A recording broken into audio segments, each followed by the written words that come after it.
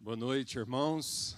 Muito bom estar aqui, graças a Deus. Esse é o terceiro culto. Agora eu estava fazendo as contas, eu acho que hoje eu vou bater o recorde da quantidade de pregação num dia só, né?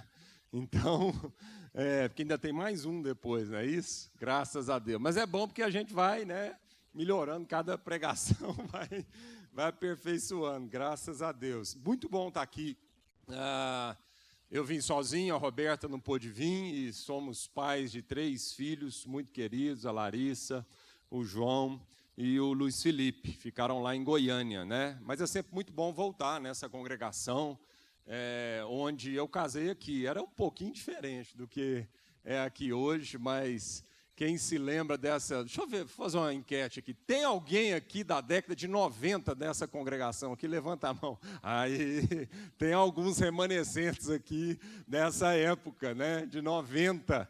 Eu casei em 98 aqui, né? Era muito diferente aqui. Mas quem não está aqui é porque espalhou por aí, né? Plantando outras igrejas Sal da Terra, e assim como eu, graças a Deus. Abre a sua Bíblia lá em Atos, capítulo 1, versículo 4. Atos dos Apóstolos, capítulo 1, versículo 4.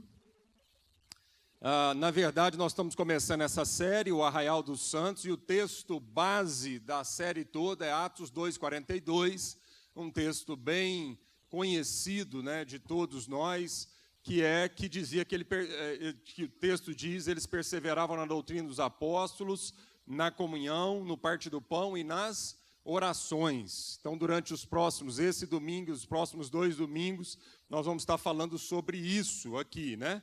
Mas eu queria ler com vocês o capítulo 1 de Atos, versículo 4. E estando com eles, quem? Estavam com quem, né? Jesus estava com os seus discípulos. Logo após a ressurreição de Cristo, ele ainda permaneceu por cerca de 40 dias no meio dos discípulos, antes dele subir aos céus. Estando com eles, determinou-lhes que não se ausentassem de Jerusalém, mas que esperassem a promessa do Pai, que disse ele: de mim ouvistes. Então Jesus chega para os discípulos estavam em Jerusalém. Isso tinha sido logo após a crucificação e a ressurreição de Jesus. Naturalmente, provavelmente, muito provavelmente, a Bíblia não diz isso, mas eu imagino que aqueles discípulos, homens e mulheres, aqueles poucos discípulos, cerca de 120 pessoas estavam ali, né? E eles estavam aflitos para ir embora de Jerusalém, porque Jerusalém representava para eles perigo de vida. Afinal de contas, o seu mestre Jesus tinha acabado de ser crucificado. E eles não eram daquela região, a maioria dos discípulos eram na região da Galileia, uma região ao norte de Israel, completamente onde eles sofriam muito preconceito do povo de Jerusalém, porque era uma região mais pobre e eles sofriam desse preconceito. Eu imagino que após a crucificação de Jesus, eles estavam doidos para sair de Jerusalém, né, para ir embora, e muito provavelmente pensando que eles voltariam à sua rotina de vida normal. Eu imagino que eles pudessem estar falando um para o outro, né? Foi muito bom.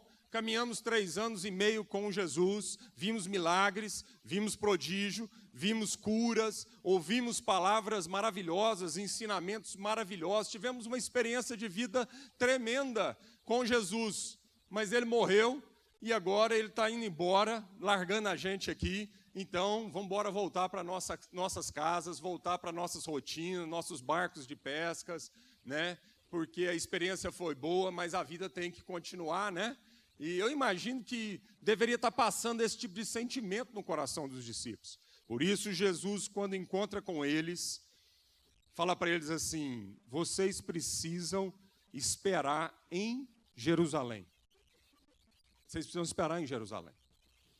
Não é hora de voltar para Galileia, porque não é hora de voltar para a vida antiga de vocês. Porque o que eu tenho para vocês é muito mais adiante. O que eu comecei em vocês, a boa obra que eu comecei na vida de vocês, eu não concluí essa obra ainda. A boa obra que eu comecei na vida de vocês, eu ainda vou concluí-la, e ainda há muito mais. O melhor ainda está por vir. Era mais ou menos isso que Jesus estava querendo dizer para os discípulos. Então vocês acham que acabou, mas não acabou, está só começando. Amém? E para que isso comece realmente, para que isso continue, vocês precisam esperar o Espírito Santo. Vocês precisam esperar o cumprimento da promessa. Qual promessa, gente? A promessa feita por Deus e profetizada por vários profetas no Antigo Testamento, e a promessa declarada pelo próprio Senhor Jesus, quando, por exemplo, ele diz lá em João, no capítulo 14, 15 e 16, ele diz, gente, eu vou ter que ir, porque se eu não for, o Espírito Consolador, o Espírito da verdade não virá. A promessa prometida, por exemplo, por Joel, quando ele diz que nos últimos dias eu derramarei do meu Espírito sobre toda a carne. E os vossos filhos e vossas filhas profetizarão, vossos velhos terão visões, né? E os vossos filhos sonharão. Essa é a promessa. E era isso que Jesus estava pedindo para que eles esperassem em Jerusalém. Então eles precisavam esperar, amado, porque somente pela ação do Espírito Santo, a multidão que estava ali em Pentecostes poderia ser finalmente transformada na comunidade dos santos, no arraial dos santos. Por isso Jesus falou, porque a obra que Jesus tinha para aquele povo era uma obra de transformar aquela multidão numa comunidade, numa família de irmãos. E para isso não poderia ser uma obra humana, isso tinha que ser uma obra do Espírito Santo no meio do povo. Por isso Jesus estava dizendo, esperem até que se cumpra a promessa, que o Espírito Santo seja derramado. E eles estavam ali em Pentecostes. Pentecostes era uma festa, né, que falava dos 50 dias após a crucificação de Jesus, né? Então eles estavam ali em Pentecostes e tinha gente judeu de todas as partes do mundo ali reunidos naquela festa de Pentecostes. Então, gente, sem o poder do Espírito Santo, eles nunca conseguiriam viver em verdadeira comunhão e serem de fato um arraial dos santos, serem de fato uma comunidade. Em Babel, o orgulho, na Torre de Babel, o orgulho humano acabou com a comunidade, separado por várias línguas. Então, lá em Babel, esse orgulho humano, essa vontade de alcançar Deus pelo seu próprio braço, pelo seu próprio merecimento, pelo seu próprio esforço. Em Babel, essa vontade, né, do ser humano de construir algo para que pudesse engrandecer o seu próprio nome, fez com que a comunidade, aquilo que Deus criou o ser humano para viver em comunidade, para viver em família, fosse desfeito.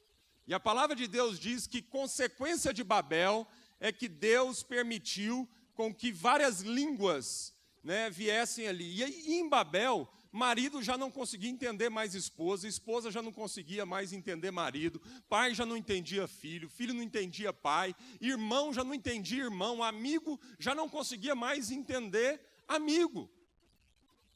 Porque é isso que o orgulho do coração humano provoca no meio da sociedade. A soberba humana, o orgulho humano provoca facção, divisão, provoca confusão de línguas. E essa comunidade já não é mais uma comunidade, mas é cada um por si e Deus por todos. Desde Babel, a humanidade tem vivido dessa forma, mas em Pentecostes abre-se uma nova possibilidade para a humanidade. Em Pentecostes, o Espírito Santo é derramado, né, fazendo com que o orgulho humano fosse quebrado e fazendo com que aqueles discípulos que eram indoutos e letrados pudessem falar uma língua de cada nação que estava ali representada. De forma com que a mensagem do reino de Deus, a mensagem do amor de Deus pudesse ser traduzida numa língua entendível a todas as nações que se faziam presentes naquela festa de Pentecostes. Então, por um lado nós temos Babel, mas por outro lado nós temos Pentecostes, trazendo o quê? Redenção à humanidade, abrindo uma nova dimensão de possibilidade para que finalmente a humanidade deixasse de ser um amontoado de indivíduos e passasse a ter novamente uma consciência de coletivo. Passasse novamente a ter uma consciência de família. de irmandade e a ação, e isso só seria possível no meio da sociedade se o Espírito Santo fosse derramado. E o resultado desse batismo do Espírito Santo foi uma comunidade que apresentava algumas características peculiares. A igreja de Jesus tem algumas características peculiares. Nem tudo que se mostra aí, aparentemente, como igreja, é a igreja de Jesus. Tem muito do que nós estamos vendo aí na sociedade brasileira hoje, que se intitula igreja, mas não é a igreja de Jesus. É a igreja de homens. Mas a igreja de Jesus, gente, apresenta algumas características que é fácil a gente observar se é ou não é igreja de Jesus, amém? Por quê? Porque essa comunidade perseverava na doutrina dos apóstolos, ela perseverava na comunhão, no partir do pão e nas orações. Então você quer saber o que é igreja de Jesus? Igreja de Jesus é uma comunidade de irmãos que perseveram na palavra de Deus, no evangelho da verdade, na doutrina dos apóstolos, na comunhão, no partir do pão e nas orações. E é sobre isso, então, que nós vamos falar, sobre essas características do Arraial dos Santos, da comunidade, nesse domingo e nos próximos 2 domingos pela frente. Mas a mim foi incumbido, então, o desafio de compartilhar um pouco sobre a primeira característica da igreja, doutrina dos apóstolos. Amém? Para ser igreja de Jesus, essa igreja precisa ser marcada pela palavra de Deus, pela Bíblia, pela doutrina dos apóstolos. Amém? E a primeira coisa que eu queria salientar, então, nessa questão da doutrina dos apóstolos, é qual a relação da doutrina dos apóstolos, da palavra de Deus, com o nosso intelecto. Qual é a relação da Bíblia com a razão, a lógica? Como é que fica isso no nosso coração? E aí, um grande pregador da palavra de Deus, chamado Sproul, ele diz o seguinte: o problema não é que haja insuficiente evidência para convencer seres racionais de que há um Deus.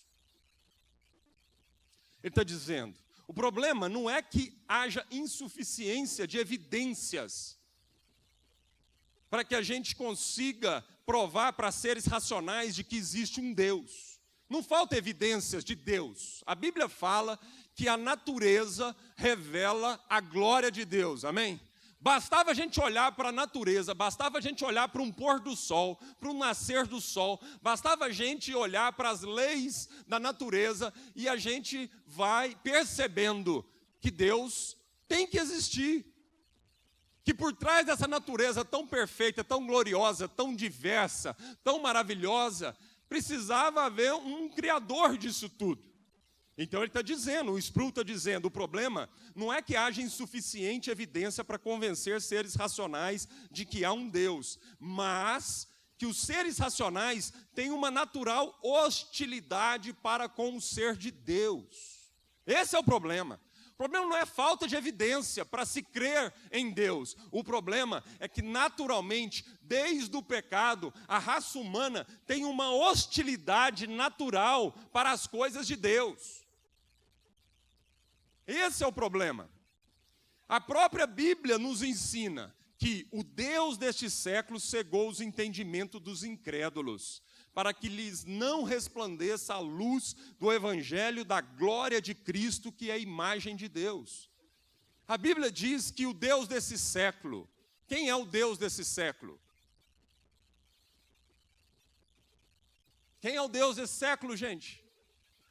Satanás, Mamon, dê o nome que você quer dar, não é isso? A Bíblia está dizendo, olha, o Deus desse século cegou o entendimento, ele colocou escama nos olhos da raça humana, cegou o entendimento para que lhes não resplandeça a luz do Evangelho da glória de Cristo, que é a imagem de Deus. Por isso mesmo, o apóstolo Paulo, escrevendo a sua carta aos Efésios, no capítulo 1, ele faz uma oração. E a oração do apóstolo Paulo é a seguinte: para que o Deus de nosso Senhor Jesus, o Pai da glória, vos dê em seu conhecimento o espírito de sabedoria e de revelação. Ele orou para que os olhos do entendimento daquele povo pudessem ser abertos, iluminados. Para que houvesse o quê? O Espírito Santo de Deus na vida da igreja, na vida daqueles irmãos, porque só o Espírito Santo de Deus era capaz de trazer revelação e sabedoria, iluminar os olhos do entendimento. O cristianismo não é algo do qual o homem se apossa intelectualmente, mas é algo que se apossa de nós, nos cativa, nos governa e nos domina. Então a gente não se apossa da palavra de Deus de uma forma meramente intelectual. Mas o cristianismo é quando a palavra de Deus se apossa de nós. Amém? No entanto, uma vez tendo os olhos do nosso entendimento iluminados pelo Espírito Santo, a nossa mente trabalha no ganho de sabedoria. E o que é sabedoria? Sabedoria é a faculdade do fazer uso da inteligência e do conhecimento e de relacionar essas capacidades com as coisas práticas e comuns da vida. Então, apesar da gente não apossar da palavra de Deus de uma forma meramente intelectual, quando a palavra de Deus ilumina os olhos do nosso entendimento, ela vai trazendo sabedoria à nossa vida. Amém? Lloyd Jones, que foi considerado o último dos puritanos, um pastor fantástico britânico que morreu na década de 70, foi pastor da capela de Westminster, em Londres. Ele diz o seguinte sobre isso, ele fala, então, isso não significa que o cristianismo seja irracional. Nós não podemos dizer que o cristianismo é irracional. Mas ele diz, o cristianismo é supra-racional. Não há nada que, uma vez que você esteja dentro, seja tão racional, tão lógico como a fé cristã. Mas se você está do lado de fora, você não é capaz de entendê-la. Parece haver algo misterioso nela. Por quê? Porque ela é obra de Deus. Porque é a ação direta do Espírito Santo na nossa vida. Então, não é possível se aproximar da palavra de Deus meramente sem fé. A Bíblia diz que aquele que se aproxima de Deus precisa de uma coisa, fé. Não precisa de inteligência, não precisa ser letrado, né? Pode ser um analfabeto, mas que se aproxima de Deus, ele precisa de ter fé. Porque sabedoria não tem nada a ver com inteligência e capacidade. Você pode ter uma pessoa analfabeta extremamente sábia. E você pode ter um cientista, um homem super culto e que é totalmente tolo. Amém? Sabedoria não tem nada a ver com inteligência. Quantas pessoas simples, iletradas, que não conhecem muito, mas que são sábios nos princípios de vida, na forma como vive, né? Na sabedoria, na sua simplicidade. Então, Lloyd Jones está dizendo isso aqui, o cristianismo, quando a gente aproxima da palavra de Deus, é necessário que tenha fé. Mas uma vez, essa palavra iluminando o meu entendimento, ela faz todo sentido. Uma vez dentro, ela faz todo sentido. Amém, queridos? Então, 1 Coríntios capítulo 2, abra sua Bíblia lá em 1 Coríntios capítulo 2.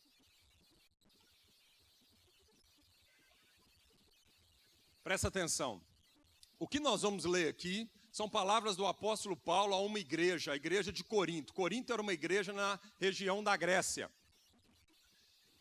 E aquela região era uma região altamente influenciada por filosofias humanas, filosofias gregas. Aliás, todo mundo daquela época era influenciado pela filosofia grega. Apesar da Grécia, na época de Jesus, na época do apóstolo Paulo, não ser mais um império, era o Império Romano, mas o mundo naquela época era governado politicamente, militarmente por Roma, economicamente por Roma, mas filosoficamente pela Grécia. E Paulo está escrevendo a sua carta aos Coríntios. E os coríntios eram um povo, era uma igreja altamente influenciada pelas filosofias humanas. Por isso mesmo, aqui no começo do capítulo, ele fala assim, quando eu fui ter com vocês, quando eu fui estar no meio de vocês, eu não fui ter com palavras de sabedoria humana, de eloquência humana, mas quando eu fui ter com vocês, eu fui em demonstração do poder e do Espírito. Amém? Paulo sabia do povo que ele estava escrevendo essa carta e das tentações daquele povo. Agora, olha o que ele diz aqui no versículo 11 do capítulo 2, 1 Coríntios 2:11. Por quê? Qual dos homens sabe as coisas do homem, senão o Espírito do homem, que nele está? Assim também ninguém sabe as coisas de Deus, senão o Espírito de Deus. Então Paulo está dizendo, gente, quem conhece das coisas do homem, senão o próprio Espírito que nele está? O seu próprio Espírito. Assim também, as coisas de Deus, quem conhece é o Espírito de Deus. Mas nós não recebemos o Espírito do mundo, mas o Espírito que provém de Deus, para que pudéssemos conhecer o que nos é dado gratuitamente por Deus, as quais também falamos, não com palavras que a sabedoria humana ensina, mas com as que o Espírito Santo ensina, comparando as coisas espirituais com as espirituais. Ora, o homem natural não compreende as coisas do Espírito de Deus, porque lhe parecem loucura, e não pode entendê-las, porque elas se discernem espiritualmente. Então o apóstolo Paulo está dizendo que não é possível conhecer a Deus a partir da mente natural. Para conhecer a Deus, nós precisamos receber o Espírito Santo. Por isso mesmo, Jesus estava dizendo que a igreja, os discípulos, precisavam esperar até que o Espírito Santo pudesse vir, batizá-los com poder, iluminando o seu entendimento. Amém? Da mesma forma, mas... Então Paulo está dizendo que é o Espírito de Deus que conhece, e que a gente não discerne a Deus pelas coisas naturais, mas sim pelas coisas espirituais. Mas lá em Romanos, no capítulo 12, quando Paulo escreve aos Romanos, no capítulo 12, você não precisa abrir lá, nós não vamos ler o trecho, Paulo diz assim, que nós devemos apresentar para Deus um culto racional, ou seja, a nossa relação com Deus deve provocar uma transformação de consciência. Deus não deseja uma relação inconsciente. Deus não quer apossar da sua vida, do seu corpo, de modo que você saia fazendo coisas inconscientemente, como Satanás faz. Deus não quer, possuir você sem antes, que Ele transforme a sua consciência. Amém? Então Deus não deseja uma relação inconsciente conosco, puramente intuitiva, puramente experimental.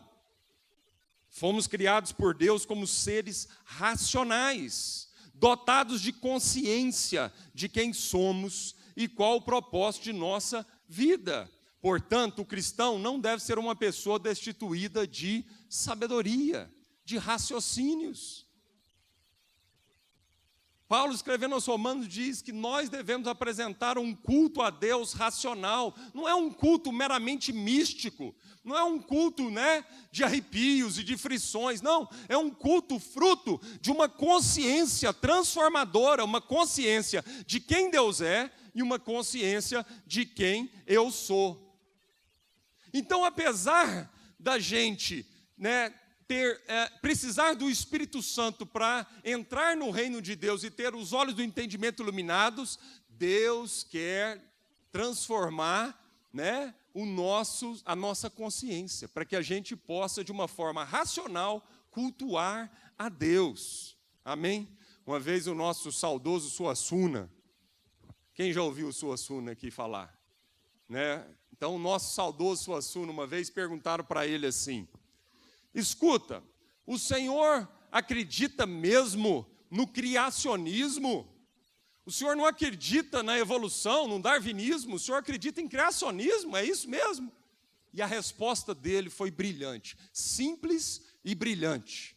Ele falou assim, meu filho, para o repórter que perguntou para ele, Ele falou, meu filho, é o seguinte, a gente tem que ter muito mais fé, mais mística, não é? Para acreditar que de uma ameba nós chegamos na 9ª Sinfonia de Beethoven do que qualquer outra coisa. Eu achei essa resposta brilhante. Brilhante. O que ele estava dizendo é isso mesmo. O que ele estava dizendo, amado, é que racionalmente o criacionismo faz muito mais sentido. Faz muito mais sentido do que o evolucionismo. E é o que cada vez mais os cientistas estão chegando à conclusão. O que cada vez mais os cientistas estão chegando à conclusão é que, diante de tanta perfeição no universo, diante de um universo que funciona de uma forma tão perfeita e sincronizada, faz muito mais sentido acreditar que existe um Deus, uma mente por trás de toda essa criação do que qualquer outra coisa. Então, Suassuna falou uma resposta maravilhosa.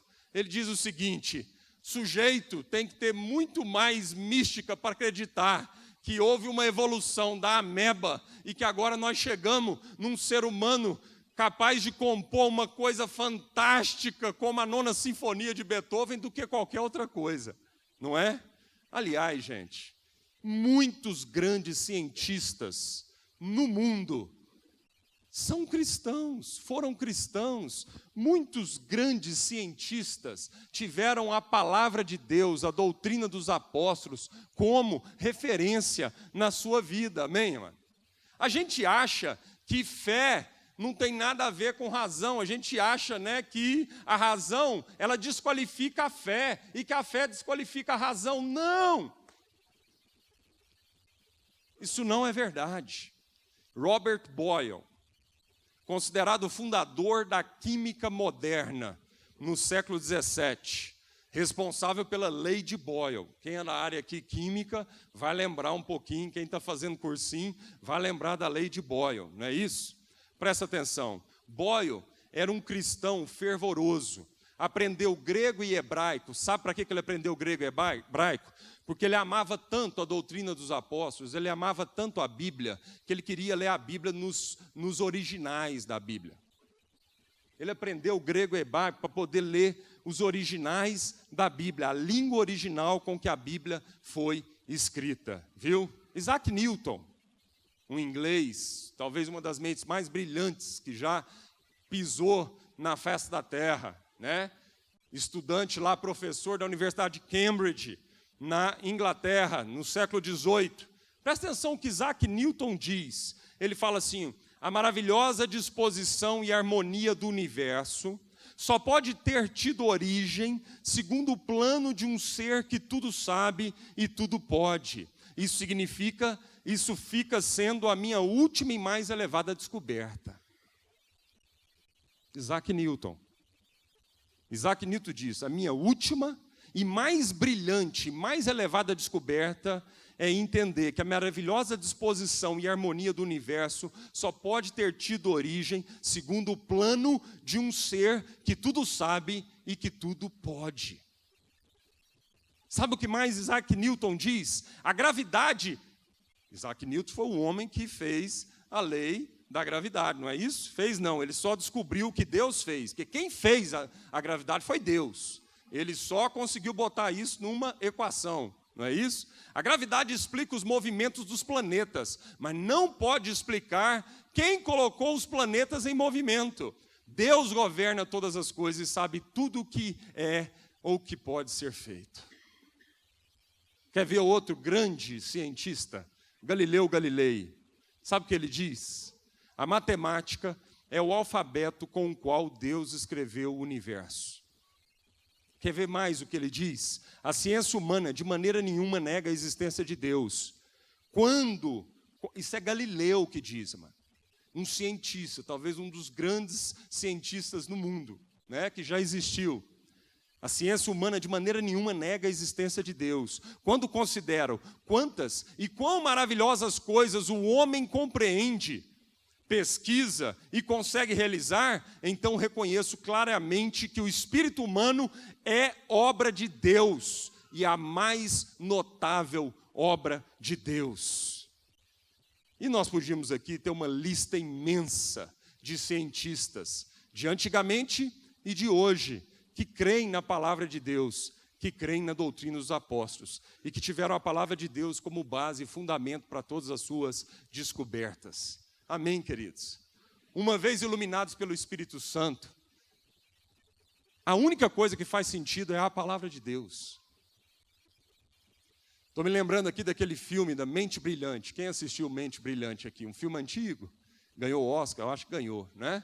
Mente Brilhante era um filme que retratava, verídico lá, né? Que retratava a história de um homem, um matemático, que sofria de esquizofrenia e no final da vida dele ele recebe o prêmio Nobel. Lembra do filme? E no final da vida dele, ele era casado e a sua esposa, mesmo com a doença, a sua esposa não o abandonou. E no final, ele estava dando o seu discurso ao receber o prêmio Nobel. E a esposa dele estava sentada na plateia. E ele não olhava para mais ninguém, ele só olhava para a esposa dele na plateia. E ele era um matemático, um homem que tinha uma mente racional e lógica. E ele disse uma frase fantástica, eu não lembro exatamente a frase, mas a frase, ela era mais ou menos assim: eu trabalhei com razão e lógica a vida inteira, mas foi somente nas equações do amor que toda razão e toda lógica fez sentido.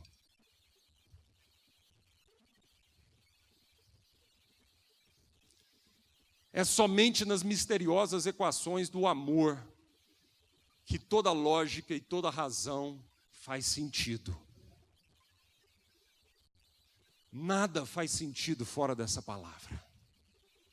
Essa palavra faz sentido, amém? Então, qual que é o lugar que essa palavra tem que alcançar na nossa vida? Ser cristão não é fazer um salto místico apenas, ou sentir um contato irracional com o sobrenatural, ou preocupar-se apenas com a prática da vida cristã. Ser cristão é ver a vida a partir do conjunto doutrinário bíblico.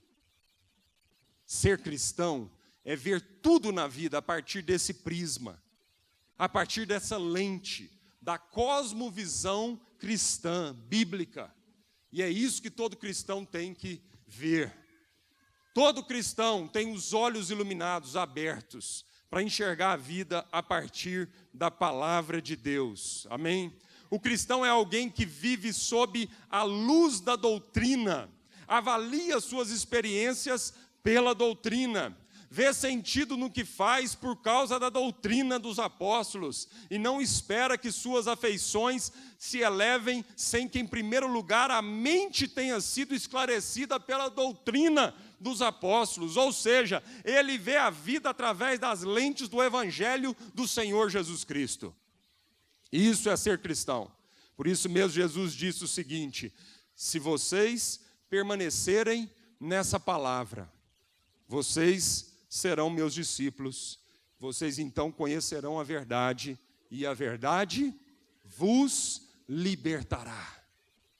Fé não significa cegueira. Fé na palavra de Deus significa finalmente ter os olhos do nosso entendimento abertos para ver a vida como Deus a vê. Amém? Agora, a doutrina precisa agora influenciar as afeições. A palavra de Deus não pode só ficar no campo da nossa mente, mas ela precisa descer ao nosso coração e ela precisa, então, curar os nossos sentimentos, curar as nossas emoções. Ela precisa colocar no trilho, em ordem, essa bagunça generalizada que é o coração humano sem Deus. O coração humano sem Deus está tudo desordenado, está tudo fora de lugar.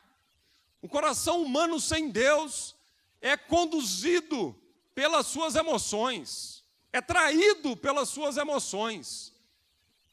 Mas a palavra de Deus tem que aquecer esse coração, curando as nossas emoções. Qual que é a relação, então, da doutrina com as afeições? Qualquer relacionamento puramente intelectual com a Bíblia foge do propósito dela própria. Então, a relação nossa com a Bíblia não pode ser somente no âmbito da mente. Então, qualquer relação intelectual apenas com a Bíblia foge do propósito dela própria, porque ela visa alcançar a mente para que, em seguida, ela alcance o coração. O que compete ao conhecimento é nos levar ao amor. É aí que Deus quer nos levar, amém? Ele quer nos levar ao amor. Certa vez, essa mesma igreja, a igreja dos Coríntios lá, ela estava discutindo uma questão teológica, doutrinária. E a discussão era o seguinte, que era um povo muito cabeçudo, era um povo cheio de filosofias, gostava de teoria, mas não sabia nada de prática.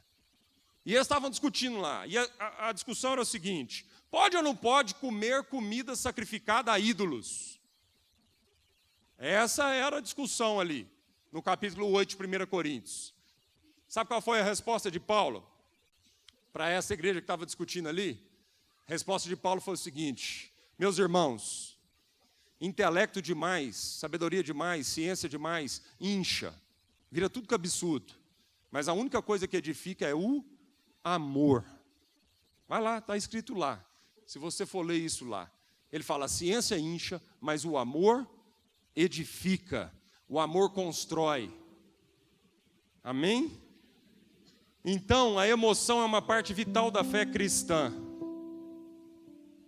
É uma parte vital, mas essas emoções têm que estar curadas pela meditação na palavra de Deus. O cristianismo revela uma pessoa e não uma ideia apenas. Por isso a doutrina deve desaguar no amor de Deus. O verdadeiro conhecimento cristão é o conhecimento de uma pessoa. E porque é o conhecimento de uma pessoa, Jesus Cristo leva ao amor, porque Ele é amor. Amém, queridos? Jonathan Edwards, um dos grandes avivalistas do século XVIII, diz o seguinte a respeito de afeições, de sentimentos que deveriam estar sujeitos à palavra de Deus. Olha o que ele diz. Ele fala assim: não há verdade, não há verdadeira religião onde não há afeições. Como de um lado tem de haver luz no entendimento, igualmente tem de haver um coração fervente e comovido. Onde há calor sem luz, não pode haver nada de divino e celestial neste coração. Assim, por outro lado, onde há essa espécie de luz, mas sem calor, sem aconchego, uma cabeça acumulada com noções e especulações, com um frio e não afetado o coração, não pode haver nada de divino nesta luz. Este conhecimento não é o verdadeiro conhecimento espiritual. O que Jonathan Edwards estava falando? Jonathan Edwards estava falando, gente, que a Bíblia precisa iluminar a nossa mente, mas também precisa aquecer o nosso coração. Não ia adiantar a Bíblia iluminar a nossa mente se ela não tocasse nas nossas emoções, se ela não fizesse a gente chorar de arrependimento, se ela não enchesse o nosso coração de júbilo, de alegria, se ela não tranquilizasse o nosso coração de paz. Então a palavra de Deus tem um poder de finalmente fazer a gente enxergar a vida como ela deve ser enxergada, mas ela também tem um poder de aquecer o nosso coração e de nos trazer a um lugar de aconchego e de pertencimento, amém? Para a gente terminar, o último aspecto que eu queria trazer aqui a respeito da palavra de Deus é que ela precisa desembocar em algo prático na nossa vida. Lutero, o grande arauto da reforma protestante, 1517, embora enfatizasse com todas as forças que o homem é justificado diante de Deus somente pela fé, jamais pregou que esta fé viria sozinha. Quando a graça a implanta no coração humano, todas as demais virtudes cristãs se manifestam também. É verdade que apenas a fé justifica o ser humano, mas eu falo aqui, Lutero dizendo que da fé, que após o ser humano ser justificado, a fé não é ociosa, mas a fé se ocupa e exercita em boas obras através do amor. Amém, irmãos? Por isso, Tiago, escrevendo a sua carta no Novo Testamento, diz: olha, assim também a fé, se não tiver obras, é morta em si mesma. Dirá alguém: tu tens fé e eu tenho as obras. Mostra-me a tua fé sem as tuas obras, e eu te mostrarei a minha fé pelas minhas obras. Eu te mostrarei a minha fé pelas minhas obras. Então a palavra de Deus, que ilumina a nossa mente, que aquece o nosso coração, também precisa endireitar os nossos passos. Amém?